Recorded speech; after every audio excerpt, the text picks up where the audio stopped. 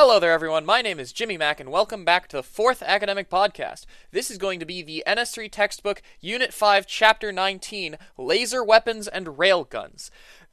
Yes, that's the actual title. We're talking about laser weapons and railguns. Strap yourselves in, this one's going to be pretty fun. Now, back in the middle of the Cold War, everyone was freaking the heck out because we thought we were going to go to a massive nuclear war with Russia.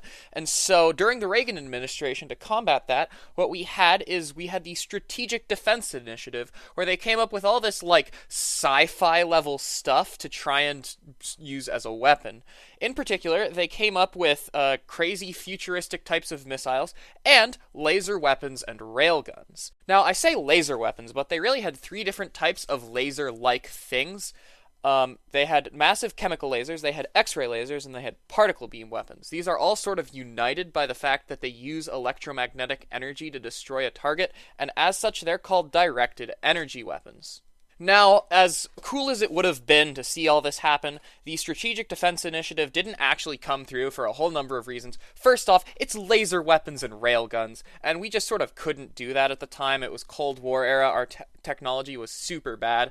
The Moonlander had about the computational strength of one of those greeting cards that you open up and it plays a little tune. How are we going to get all this stuff to work, right? But other than that, there was some other stuff, namely that there were provisions in place by the UN that we'd signed an outer space treaty where we couldn't put weapons in orbit. With this program, we were totally gonna put weapons in orbit, and so it was breaking international law to actually do some of the stuff that we were gonna do, and so we had to not do it, so that's why it didn't end up happening. Now, even though the Strategic Defense Initiative didn't work out, we were not going to give up on having laser weapons that easy. So we started developing some more stuff, like laser weapons that used infrared so that they wouldn't be as deflected by the Earth's atmosphere, and we started actually using them. Now, before I continue, it is important to keep in mind that laser is not just a word, it is also an acronym, and it stands for Light Amplification Through the Stimulated Emission of Radiation. I know that's like 17 words instead of just the 5 that would make it a good acronym, but the military has never been good at good acronyms, so just accept it. So we did a whole bunch of testing on laser weapons, and we determined that it's really not feasible with the amount of power that we can generate to run these things, because they take a lot of power to be effective, and I'm talking a lot, so we can't really use them on current warships. Keyword being current, because we've got some new stuff coming, like Zumwalt-class destroyers and Gerald Ford-class carriers, and they've got, crazy power generating abilities, and so it's theorized that in the not-too-distant future, we can totally be using laser systems in order to defend and even attack. Now, I mentioned the power limitations, but that power limitation is for infrared weapons. We're also looking at some alternatives called radio frequency weapons.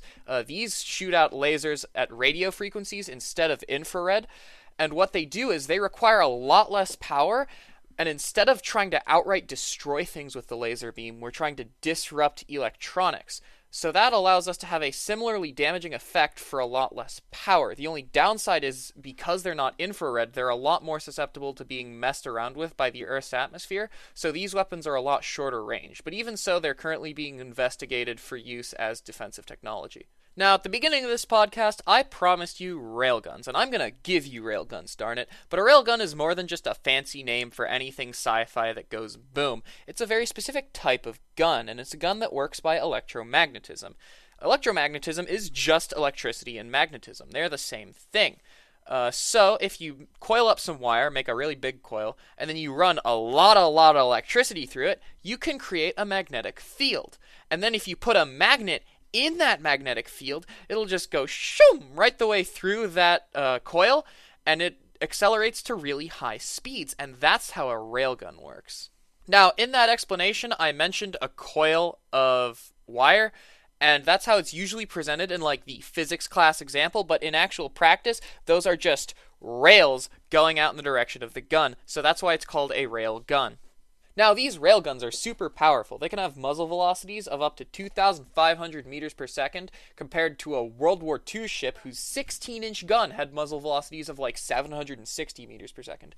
These guns can fire projectiles that travel over 100 nautical miles and can pierce up to 20 feet of reinforced concrete. These things are crazy powerful. Also, their projectiles are a lot smaller and easier to store. That being said, unfortunately, this weapon system does fall into the same category as all the other ones I've talked about today.